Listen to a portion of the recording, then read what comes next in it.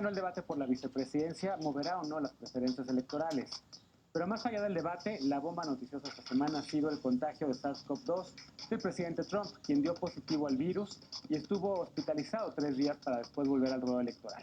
¿Afectó la enfermedad la carrera del presidente Trump? Y mientras todo esto ocurría, el candidato demócrata Joe Biden siguió haciendo campaña virtual y criticando al gobierno de Trump por su respuesta a la pandemia. También continuó liderando las encuestas de cara al próximo 3 de noviembre. Pero todavía faltan 2 debates, aunque Trump no quiera uno virtual, y el fallo de los electores todavía también tiene que darse. ¿Podrá Biden sostener esta ventaja? Quédate con nosotros en este punto y contrapunto electoral en la carrera por la Casa Blanca.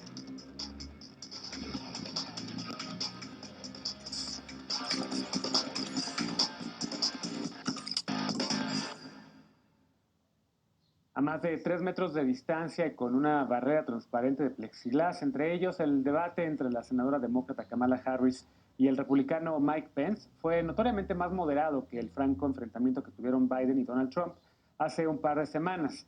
Ambos candidatos a la vicepresidencia defendieron las propuestas de los aspirantes presidenciales y buscaron también abrir su propio camino hacia su futuro político. Veamos el contexto.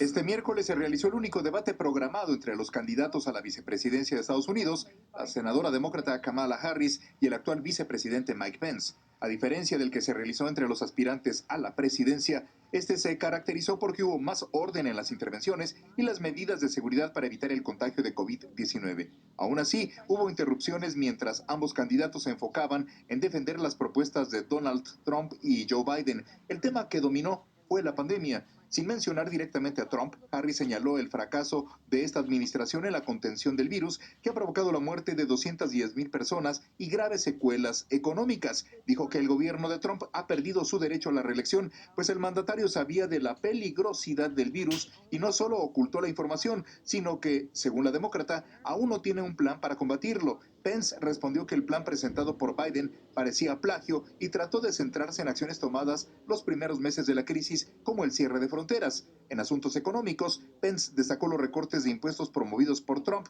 y Harris en la promesa de Biden de no aumentar impuestos a quienes ganen menos de $400,000 al año. Aún no hay un claro ganador del encuentro. Tanto Biden como Trump atribuyeron a sus compañeros de fórmula esa victoria. Punto y contrapunto. Primer tema a discutir esta noche de viernes y nos acompaña otra vez en este programa Juan Ernesto Trejo, maestro en Relaciones Internacionales por la Central European University. ¿Cómo estás, Juan? Bien, Genaro, muy buenas noches al auditorio. Buenas noches. Hoy también regresa a la mesa Anaí Benítez, internacionalista y maestra en Gobierno y Políticas Públicas por la Universidad Panamericana. ¿Cómo estás, Anaí? Bien, muchas gracias. Un saludo a ti y a todo tu auditorio. Bienvenida. Bienvenida también Lila Bed, analista en temas internacionales, amiga de este espacio, ya la conoces. ¿Cómo estás? Muy buenas noches, muchas gracias por la invitación. Juan, Anaí, Antonio, un gusto estar con ustedes. Y también regresa Antonio Michel, internacionalista y académico del ITAM. ¿Cómo estás, Antonio? Hola, Genaro, ¿qué tal? Qué gusto estar con ustedes esta noche. Pues a ver, empiezo contigo, me quedo contigo. ¿Cómo viste el debate de los candidatos a la vicepresidencia de Estados Unidos? Ya la nota hablaba un poco sobre cómo era distinto, muy contrastante, digamos, el ambiente entre los dos candidatos. Hubo propuestas, hubo sustancia. ¿Quién ganó para ti? ¿Qué destacarías de este primer y único debate entre los dos candidatos a la vicepresidencia? Claro que sí. De entrada, pues bueno, se notó evidentemente las medidas un poco más cautelosas y prevención después de lo que ocurrió la semana pasada con el contagio de COVID y demás, pero bueno, eso fue lo primero que me llamó la atención. En segundo lugar, ya entrando a la sustancia, me pareció mejor que el debate entre los candidatos a la presidencia, pero sí quiero destacar que hubo como claroscuros, puntos fuertes, puntos débiles de los dos, siendo objetivo. Por ejemplo, yo siento que en todo lo que fue de COVID, o sea, que la entrada de Kamala Harris atacando el manejo de la pandemia por la administración de Trump fue muy fuerte.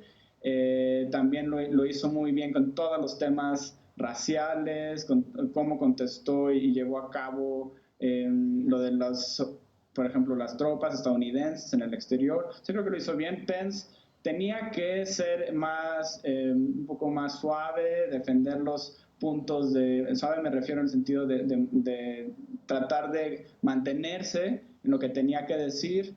de la economía, de los empleos, atacar, por supuesto, todo lo que había hecho la administración de Obama, las propuestas de Biden y de Harris, pero se mantuvo sólido en temas como, de nuevo, la economía, los trabajos, pero ahora me voy a los puntos débiles de cada uno.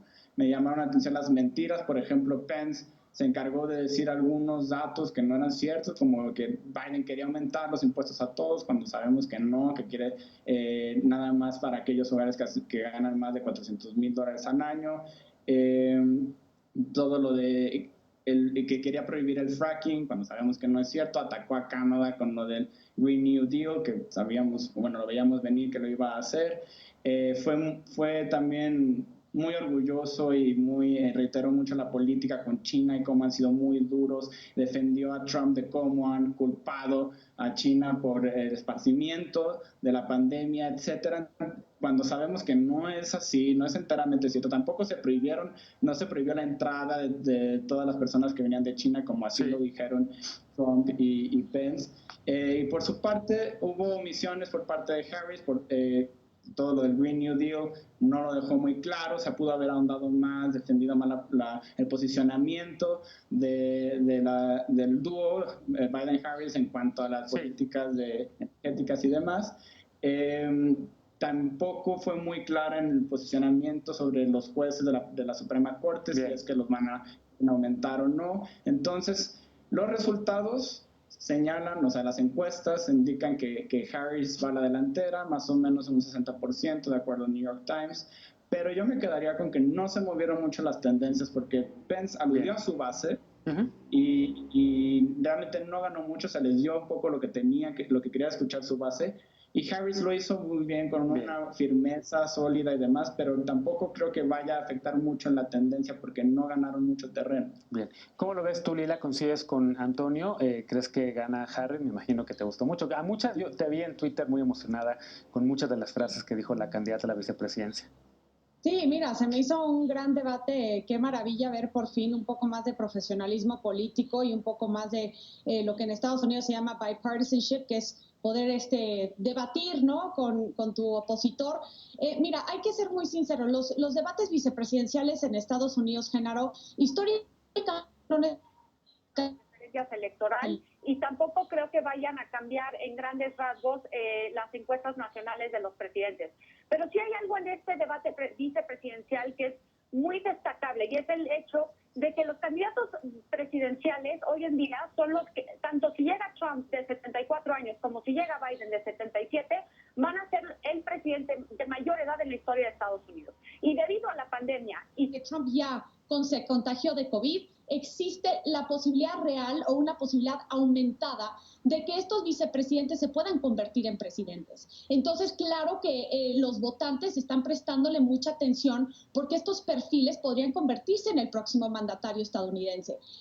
Me parece que más allá de la sustancia, que evidentemente es muy importante, el objetivo de los vicepresidentes es dejar muy claro la agenda, la postura de los presidentes, de los candidatos a presidentes, y me parece que de ambos lados fueron muy exitosos. Por su parte, Kamala Harris adoptó las posturas moderadas de Joe Biden, que era una de las grandes pruebas que tenía que demostrar, porque Kamala Harris, como senadora desde el 2017, siempre ha estado un poco más cercana al ala extrema, ¿no?, apoyando el New Green Deal, ha estado muy cercana a Bernie Sanders y Alexandria Ocasio-Cortez, y ahora vemos a una Kamala Harris mucho más moderada y completamente a favor de la plataforma política de Biden. Y por otro lado tenemos a Mike Pence, que me parece que es el yin al yang de Trump, ¿no? Es un cuate mucho más estable, mucho más predecible, sabe debatir,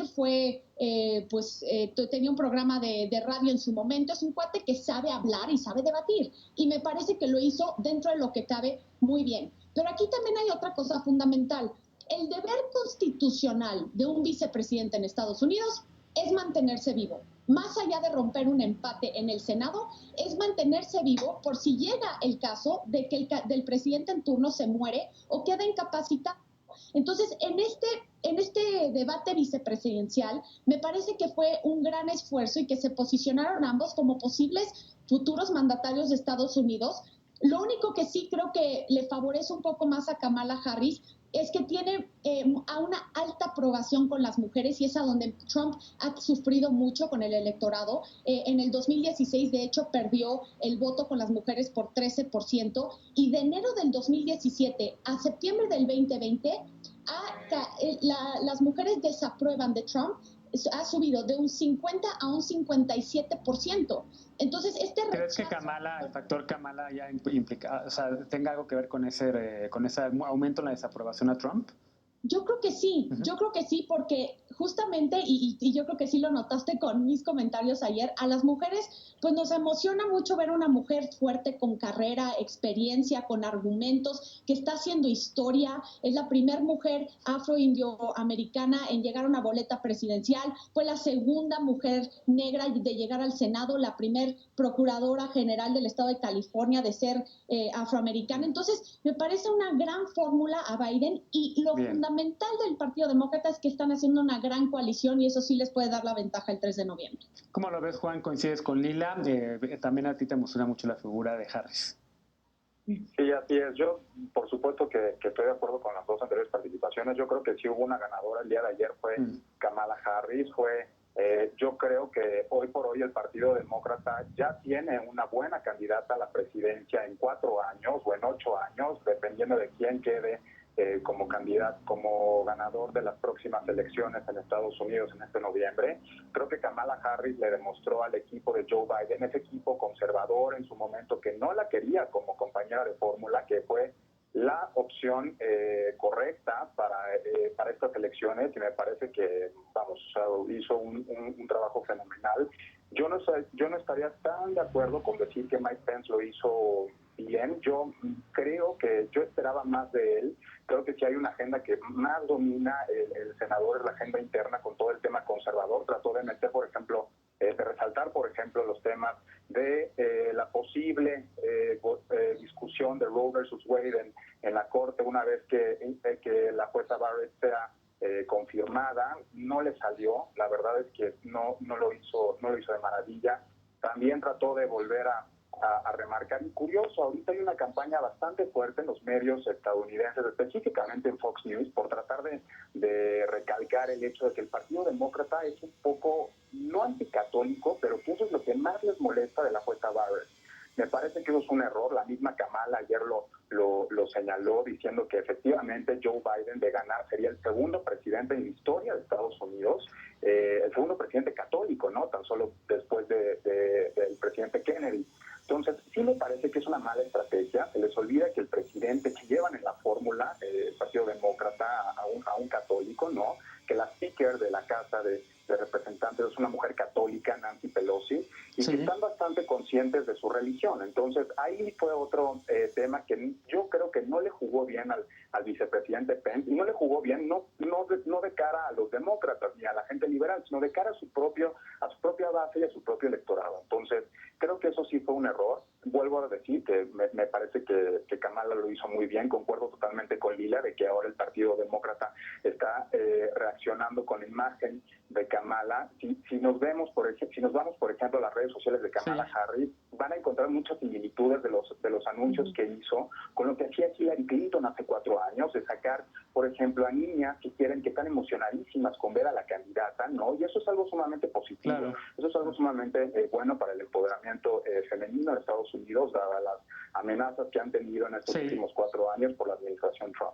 No es la primera candidata a la vicepresidencia, ya hubo una candidata a la vicepresidencia, 2 candidatas, Geraldine Ferraro y se me fue la gobernadora de Alaska, que después se convirtió en estrella de... Exactamente, Sarah Palin, que podía ver Rusia desde su ventana según Saturday Night Live. Y digamos que ella realmente no emocionó tanto a las mujeres, porque en efecto no hablaba de temas feministas. Kamala sí habló del derecho a decidir, habló de cómo ya es una defensora de ese tema, pero habló también de temas de ley y orden, porque ella como procuradora dijo, soy la única persona en este escenario que ha tenido que ver con procuración de justicia. ¿Te emociona también a ti, Kamala? ¿Te gusta su candidatura? También como Lila ya estás pensando que podría ser una buena candidata, y como Juan, a la presidencia de Estados Unidos. ¿Crees que Pence lo hizo bien, como decía al inicio también Antonio, no tan mal? Sí, totalmente. La verdad es que me emociona mucho. Creo que a todas las mujeres que nos estamos dedicando a este tema de la política o que tenemos algo que ver con la política, siempre es como un gran hecho de que alguien pueda llegar justamente a estos escenarios para decir que sí se pueden hacer las cosas, ¿no? Como mujer. Y también justamente el gran empoderamiento femenino para las niñas, las generaciones que vienen, para demostrarles que el camino no es tan sencillo, pero sí se puede. Entonces, me gustó mucho el debate, la verdad. Esto sí es un debate, o bueno, se acerca un poco más a lo que es un debate, no al del primer debate presidencial, evidentemente que no, sigo diciendo que no hubo debate ahí. Me gustó mucho, si bien le dieron la vuelta a muchas cosas, si bien hubo preguntas muy interesantes que me hubiera gustado que contestaran sinceramente y contundentemente, sí me gustó mucho. Según las encuestas gana Kamala, para mí también gana Kamala con un 59%. Me gustó mucho que justamente le dijo y recriminó a al candidato, pues justamente el manejo de la pandemia, el pésimo manejo de la pandemia que han tenido, y pues los resultados y las muertes están a la vista, más de 200,000 muertes. Entonces me gustó mucho eso. Me gustó también que justo se ve Kamala Harris como una candidata presidencial. Si bien tenemos un candidato presidencial, se ve como una fuerte candidata presidencial Kamala Harris. Bien, ¿alguien quiere concluir? También, a ver, nos queda un minutito, entonces te preguntarían ahí, ¿qué viste positivo, qué viste de fortaleza en el candidato Pence, más allá de que hay una cuenta ya en redes sociales de una mosca que se le subió en la cabeza y que a mucha gente le dio risa, pero ¿qué viste de positivo en él como candidato? ¿Qué destacarías? Sí, y de hecho la mosca fue el tema de todo el debate, ¿no? O sea, se centraba mucho en el tema de la mosca. Pues yo vería como tema central del candidato que se contuvo muchas veces en no contestarle justamente a Kamala. Kamala iba con una actitud muy sobrada en algunas ocasiones y se contuvo, y eso la verdad es que me gustó muchísimo del candidato. Muy bien, bueno, déjenme hacer una pausa, regresamos con otro tema, regresamos justo con el tema de la nota de la semana, y esta fue que el presidente Donald Trump dio positivo a COVID-19, aunque él lo consideró una bendición. ¿Afectó esto a su campaña o le ayudará a remontar en las encuestas? ¿Qué pasa con el tema de la salud de los presidentes? Regresamos a Punto y Contrapunto, no te vayas.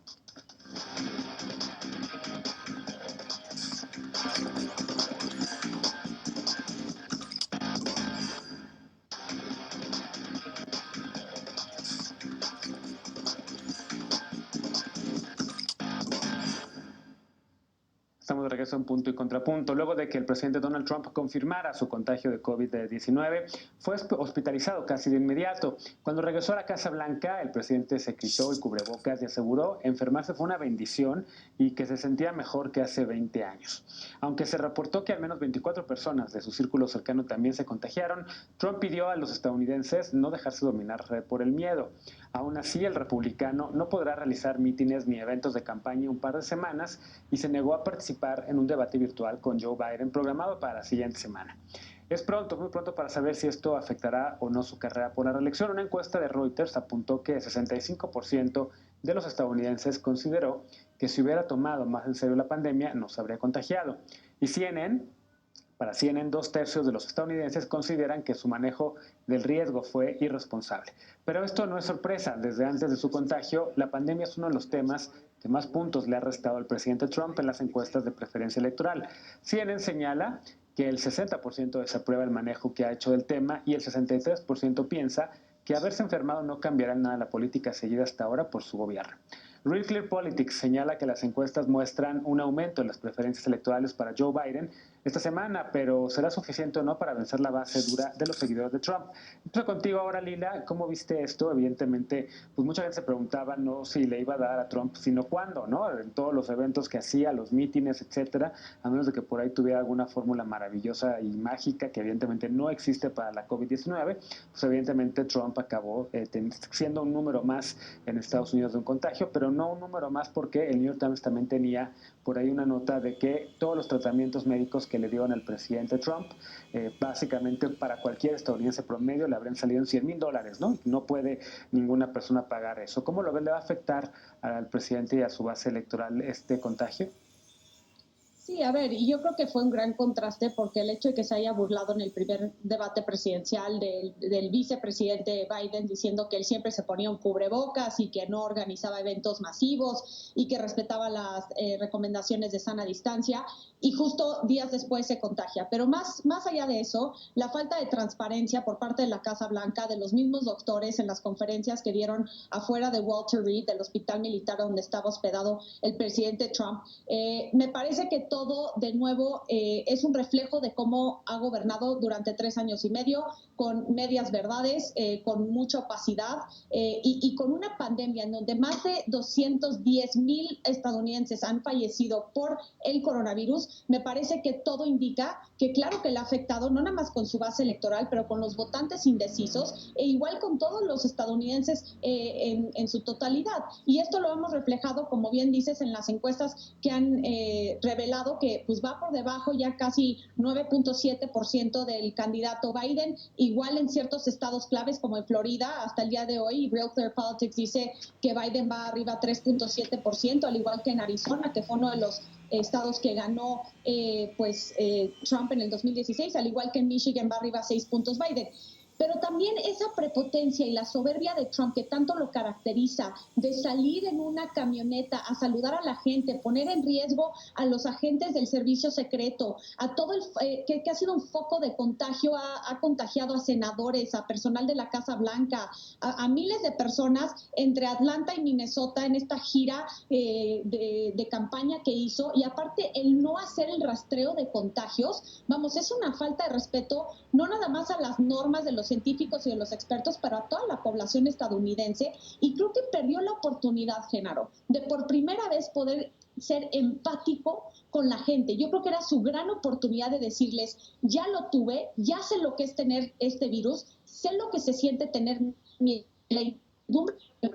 Estoy con ustedes, expreso mi solidaridad con todos los que han sido afectados, con todos los que han muerto, pero no, salió a decir, como tú bien señalaste, que no le tengan miedo al virus, que no dejen que dominen sus vidas. Y han habido muchas víctimas de personas que han pues fallecido, familiares de personas que han fallecido, que han sacado videos publicados diciendo, sabes, pues no es que nos domine, nosotros no lo escogimos así, es un virus que ataca por igual a toda la población. Entonces me parece que sí le va a afectar, y yo creo que es el tendón de Aquiles de Donald Trump, y también lo vimos reflejado en la primera parte del debate vicepresidencial, cuando Pence en realidad no podía defender lo indefendible. Claro. ¿Coincides, Juan? Y también al mismo tiempo preguntarte, porque en efecto hemos ido viendo cómo Biden ha ido avanzando cada vez 1 punto cada semana, 2 puntos cada semana, creciendo, digamos, sostenidamente las encuestas, pero pues en el 16 también Hillary a estas alturas estaba muy por delante de Trump también. ¿Crees que esta ventaja se vaya a mantener? ¿Crees que en efecto este tema de la COVID-19 y el manejo de la pandemia sea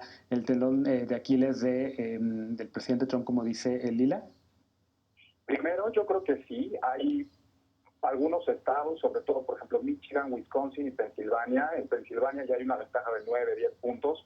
Pues yo creo que eso, no sé, yo no me atrevería a decir que todavía son estados que podrían ser para Trump. Yo creo que vamos a ver un norte, un noreste estadounidense totalmente azul.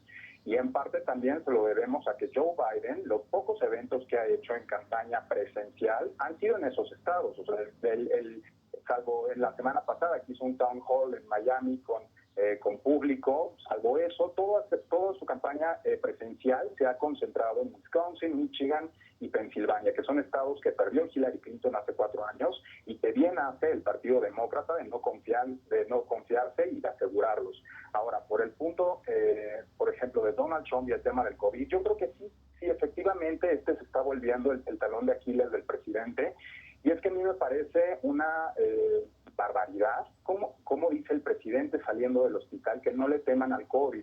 Yo me pregunto y me pongo en los zapatos de esos 7.5 millones de estadounidenses que ya han dado positivo a COVID. ¿Cómo les dices que no le teman al COVID, no? La salud mental de esas personas, el país que es el más poderoso todavía del mundo y que es el más golpeado por esta pandemia, ¿no? ¿Cómo le dices eso a la gente? Entonces, sí me parece, por ejemplo, por otro lado, que la campaña de Joe Biden lo ha sabido manejar excelentemente. el uso de cubrebocas, el plan que publica Biden para contrastar y para atacar la pandemia de COVID-19 desde el día 1 de su administración, y una de las cosas es conservar al doctor Fauci, pero en esta ocasión sí darle una voz y implementar todas sus sugerencias, ¿no?, en el control de la pandemia. También me parece muy importante que el tema, por ejemplo, de la mascarilla, es que es sentido común para muchos, pero en ocasiones Donald Trump es la viva imagen de que el sentido común es lo menos común que existe, ¿no? Por ejemplo, el uso de una mascarilla, implementaron en marzo en la Casa Blanca un programa anti-COVID con pruebas diarias para el equipo cercano de la familia presidencial. Sí. Cada 2 días testeaban al resto del personal. Aún así ya salió un brote de COVID tremendo porque la gente no usaba mascarillas en la nominación de la jueza Barrett, ¿no?, que es supuestamente el clúster de esta contagiosidad de COVID-19. Entonces, yo creo que sí, efectivamente el tema COVID es lo que va a hacer que Donald Trump pierda. Yo espero que así sea y que así se confirme el 3 de noviembre y veremos. Claro. ¿Cómo lo ves tú, Anaí? El tema, por supuesto, del presidente Trump, que con este contagio, por cierto, la revista Time acaba de sacar en su portada, una portada muy fuerte, donde está la Casa Blanca y tiene puras como estas coronas del virus saliendo de ella, ¿no? ¿Crees que en efecto el tema vaya a pegarle fuerte a la contienda presidencial, que le vaya a pegar al presidente? Sí, por supuesto, creo que le va a pegar. Y Genaro, ahí están las consecuencias de no usar cubrebocas.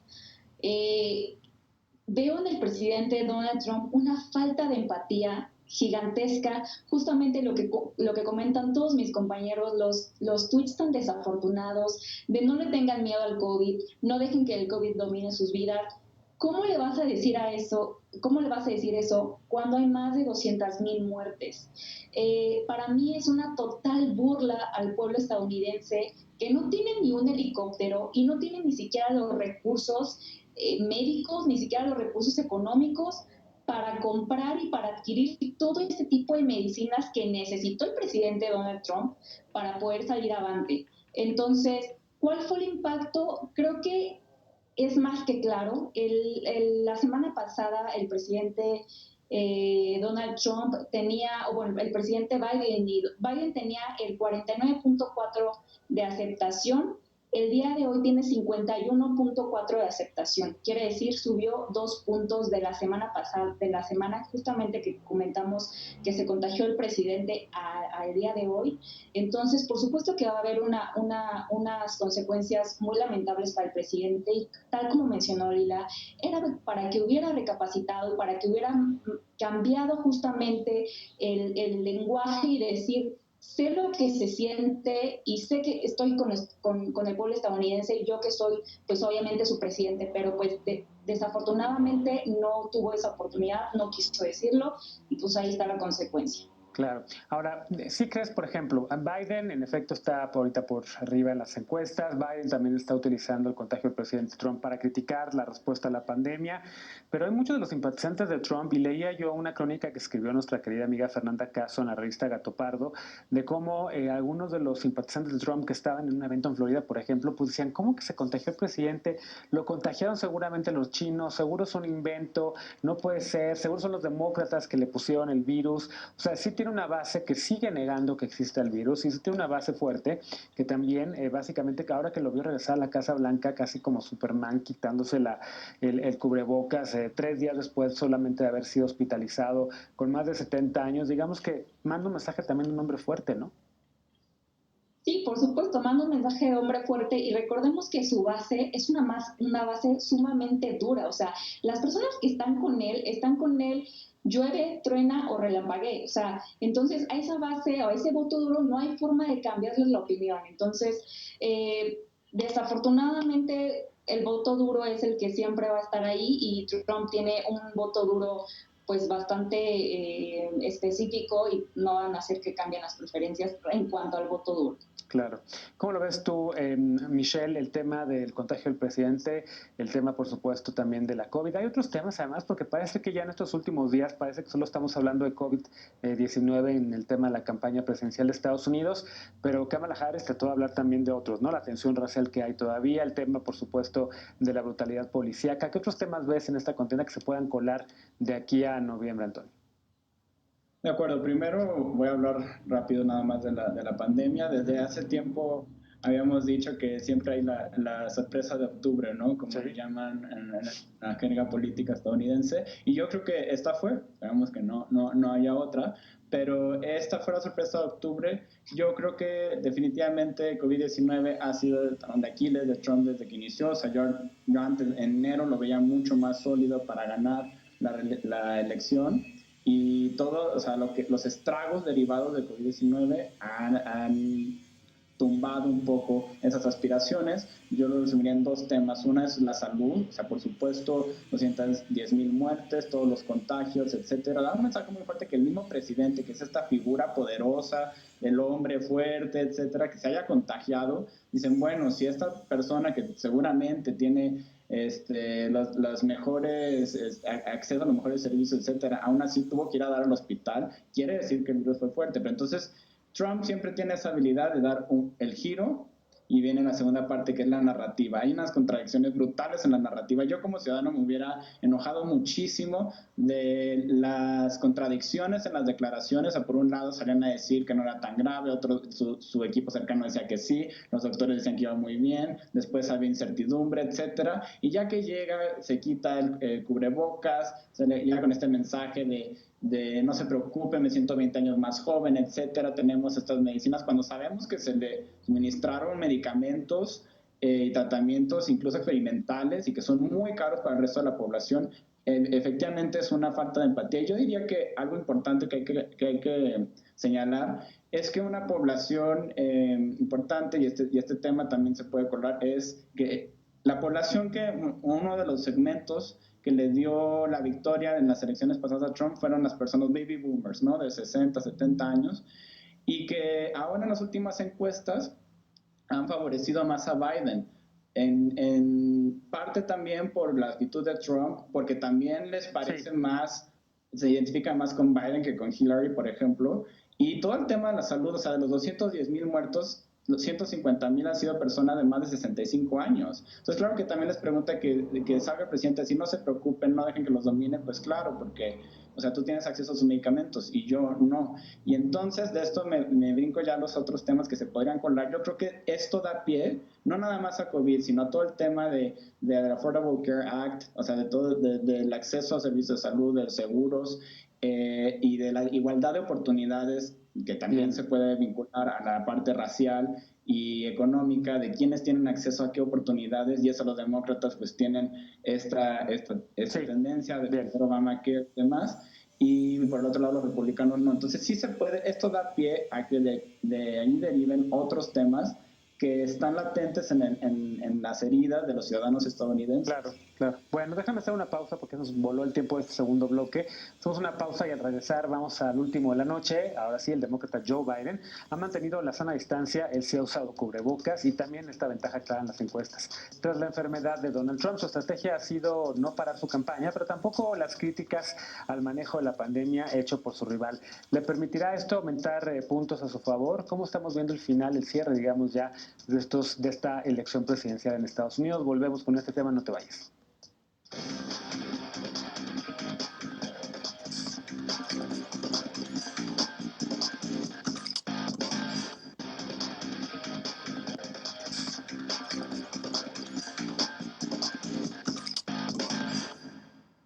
Estamos de regreso en Punto y Contrapunto. Joe Biden aprovechó el contagio de Donald Trump para reforzar lo que ha dicho durante toda la campaña presidencial, que las medidas tomadas por el republicano para minar los efectos de la pandemia son, por lo menos, insuficientes. Biden de plano dijo que no le sorprendía nada que Trump se hubiera contagiado y su estrategia se enfocó en señalar que él lo hará mucho mejor. Veamos el contexto. Después de darse a conocer que Donald Trump, de 74 años, se contagió de COVID-19, el demócrata Joe Biden, de 77, informó que estaba libre de la enfermedad. Biden no se mostró sorprendido por el contagio de Trump y ha insistido en que la respuesta de su administración ha sido incorrecta. También ha criticado que el presidente no use cubrebocas y mande a la población el mensaje de que esta enfermedad no es peligrosa. Durante gran parte de la campaña, Biden ha realizado sus actividades de manera remota. Fue hasta el 27 de agosto cuando anunció algunos eventos personales conservando la distancia social y el uso de cubrebocas. Mientras Trump acaparaba la atención del mundo al ser hospitalizado, Biden decidió trasladarse a estados clave para reforzar su campaña como Michigan, Wisconsin, Florida y Pensilvania. Según algunos analistas, Biden aprovechó la enfermedad de Trump para enfatizar que él manejaría la pandemia mejor y que aplicará mano firme para sacar a Estados Unidos de esta crisis. Biden ha prometido pruebas gratuitas de SARS-CoV-2, distribución de suministros médicos y disponibilidad de instalaciones hospitalarias. Además, propuso otorgar licencias con paga y ayudas para las personas afectadas por la crisis sanitaria, mientras que Trump esta semana frenó las negociaciones para liberar un nuevo paquete de estímulo económico y dijo que lo impulsará después de noviembre si gana la reelección. Punto y contrapunto. Bueno, vamos a dedicar este tema para platicar un poco, Juan, ahora sí, sobre los demócratas y un poco cómo estamos viendo la campaña, cómo están, digamos, ya cerrando de aquí hacia noviembre. Ya un poco platicamos sobre cuál ha sido la estrategia de Biden en el bloque anterior, sobre todo criticar a la administración de Trump por el tema del manejo de la pandemia de COVID-19, pero te pregunto lo mismo que le preguntaba Antonio en el bloque anterior y al final, ¿qué otros temas están en la contienda y en el cual los demócratas puedan tener una clara ventaja sobre los republicanos? Migración este año no me parece que sea un tema que esté ahí, la economía por supuesto que sí, pero ¿a poco los demócratas realmente tienen ahí una ventaja sobre el presidente Trump? Yo sí veo más temas, además de COVID y de todo lo que ha sucedido con el tema de la pandemia en Estados Unidos, que sí están influyendo, considero, en esta elección. El primero es el tema del trabajo, por ejemplo. Cuando Donald Trump se vaya del gobierno, que es lo que esperamos la gran mayoría del mundo, va a ser el primer presidente, desde Truman, me parece, que va a dejar un déficit de empleo, ¿no? Sería con 4 millones de puestos laborales menos que con lo que llegó. Pudo haber creado unos cuantos cuando inició su administración, posteriormente Obama, pero con todo el tema de la pandemia y su pésimo manejo para hacerle frente a todas las consecuencias que esta trajo, se va a ir con 4 millones de empleos menos en Estados Unidos. Entonces eso seguramente le va a retribuir en estados claves, sobre todo del norte. El otro tema, y que me parece muy importante, que ayer lo sacaron a colación, fue el tema de los impuestos. Pensar que un candidato demócrata se va a manifestar, por así decirlo, en contra de la subida de impuestos es un error. El Partido Demócrata históricamente siempre ha subido los impuestos y de cierta manera lo ha hecho a las clases más privilegiadas, ¿no? ¿Qué es lo que está haciendo Joe Biden y lo que está proponiendo en este momento? Él dice, aquella persona que gane más de $400,000 al año va a tener un aumento de impuestos, no así para las personas que ganen menos de eso.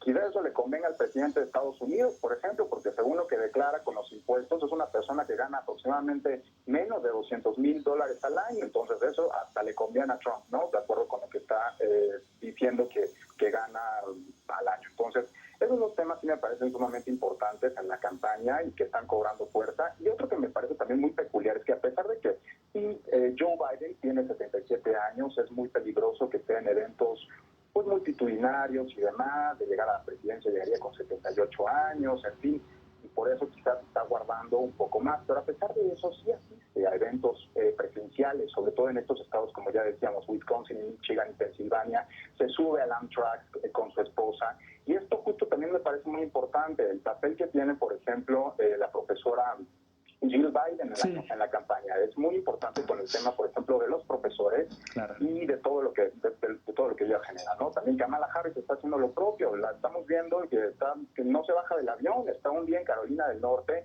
al otro día se va con recolectores hispanos en español, hablar en español. Con los recolectores hispanos en la frontera, y también la vemos en Wisconsin. En fin, es una campaña que está haciendo lo suyo y se está adaptando también a la pandemia. Claro, Anaí, ¿qué otros temas ves también tú en esta contienda, específicamente para los demócratas, en donde puedan ellos en efecto hacer esta diferencia, justo como algunos de los temas que ya mencionaba Juan? Sí, justo veo también la importancia del voto hispano, Genaro. Creo que el voto hispano es algo sumamente importante. Son 32 millones de potenciales votantes. Justamente por eso el candidato el 5 de octubre, el 5 de octubre, a hacer pues campaña ahí, sabe la importancia que representa el Estado Entonces, de hecho, Florida es el estado también por excelencia que más veces ha votado por los candidatos demócratas. Entonces, saben que ahí hay un bastión muy importante que no hay que dejar ir. Y también el tema, aunque ya pasó un poco, pero también es importante retomar el tema de la Suprema Corte en el sentido de que Trump no se va a dar tan fácil por vencido.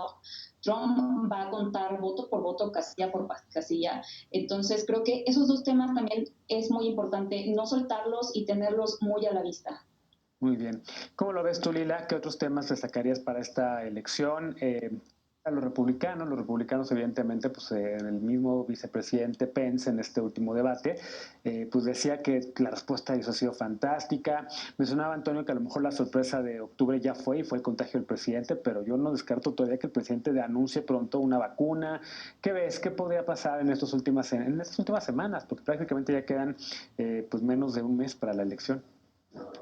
Sí, pues mira, más que nada yo creo que aquí el tema fundamental es el hecho de que no quiere respetar los resultados el 3 de noviembre Donald Trump, Genaro, porque si eso de verdad va a ocurrir y ya tuiteó a sus votantes de que por favor vayan como vigilantes a las casillas para estar atentos de cualquier tipo de fraude y demás, pues entonces aquí estamos hablando de una posible crisis de transición pacífica del poder, una crisis del sistema electoral estadounidense, más allá de una sorpresa de octubre, que puede ser lo del COVID o no, la verdad es que aquí ya estamos viendo que las encuestas favorecen a Biden, pero tú dijiste algo muy importante también, Genaro, también le favorecían a Hillary Clinton, aunque es un escenario muy diferente en este ciclo electoral, pero a mí lo que me preocupa es que todo esto se vaya a reducir a una batalla legal. Aquí es fundamental que el 3 de noviembre Biden arrase con un margen lo suficientemente amplio para que ni siquiera se pueda utilizar ni mencionar el tema de fraude electoral, tanto a nivel nacional como especialmente en los estados bisagra.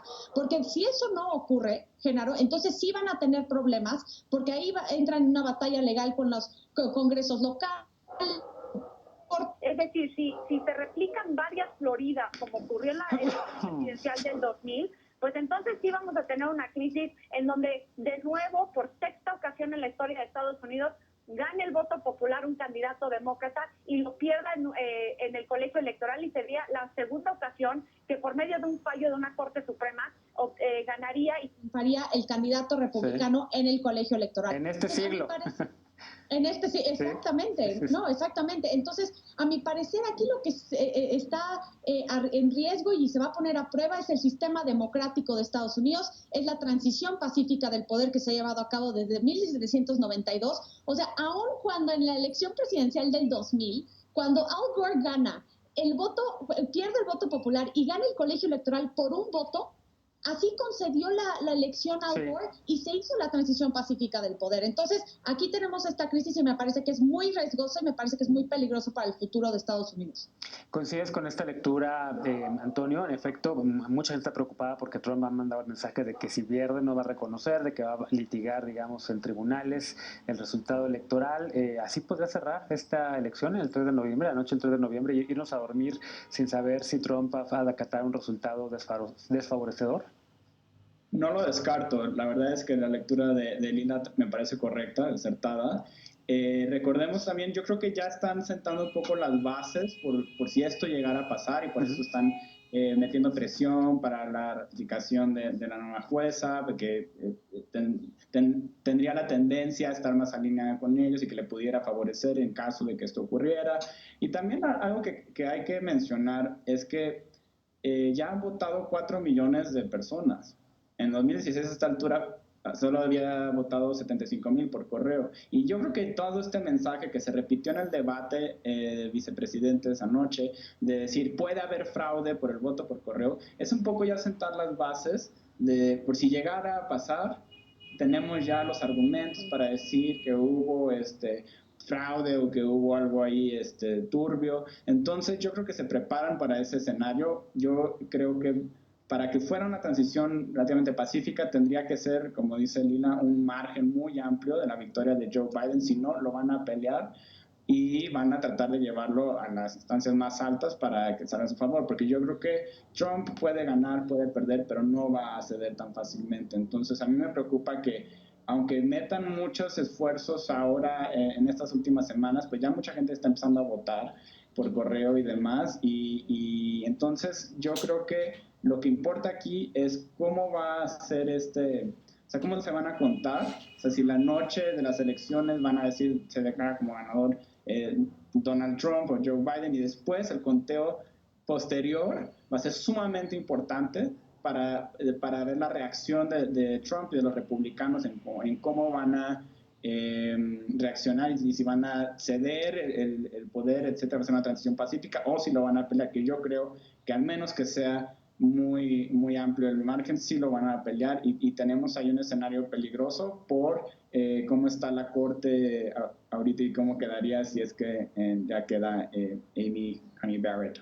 Claro, nos queda poco tiempo programa, entonces quisiera que cada una y cada uno de ustedes tomara 20 segundos para prácticamente conclusiones de qué podemos esperar, y por supuesto, evidentemente de aquí hasta el cierre de la elección vamos a seguir haciendo este programa los viernes dedicado al tema electoral en Estados Unidos. Empiezo contigo, Lila, ¿con qué nos quedamos? ¿Qué ves hacia las próximas semanas? 30 segundos para ti y 30 segundos para cada uno de los demás. Yo creo que en las próximas semanas, a partir del 12 de octubre, con ya las audiencias que se van a llevar a cabo en el Senado de Estados Unidos, con las comparecencias para confirmar a Amy Coney Barrett, creo que ahí van a enfocar toda su energía a los republicanos, porque saben que pueden motivar a su base electoral a salir a votar. Y por parte de Biden, yo creo que vamos a ver una campaña activa, muy disciplinada, apegada a las recomendaciones sanitarias, y yo creo que va a seguir creciendo en las encuestas, pero de nuevo creo que es fundamental que gane por un margen amplio para que no se pueda decir que hubo fraude electoral el 3 de noviembre. Claro. Voy ahora contigo, Anaí. ¿Qué esperar para estas últimas semanas de la elección? Pues justamente esperamos que el voto latino pueda resurgir, pueda tener un peso importante dentro de la elección, y también justo veo a un Biden muy fuerte, pero sobre todo a una Kamala dispuesta a ganar. Claro. ¿Cómo lo ves tú, Antonio, estas últimas semanas? Yo creo que van a tratar, o sea, Biden va a tratar de los estados bisagra, tratar de ganarse a los grupos que pueden votar en favor de él. Van a hacer todo lo posible para que sí voten, porque eso es sumamente importante. Mientras más gente vote, le puede favorecer a ellos. Yo esperaría que no se confíen por las encuestas, que no cometan el error de las elecciones pasadas, y yo creo que Trump va a tratar de desviar la atención de la sustancia hacia meras formalidades, como ahora estamos viendo que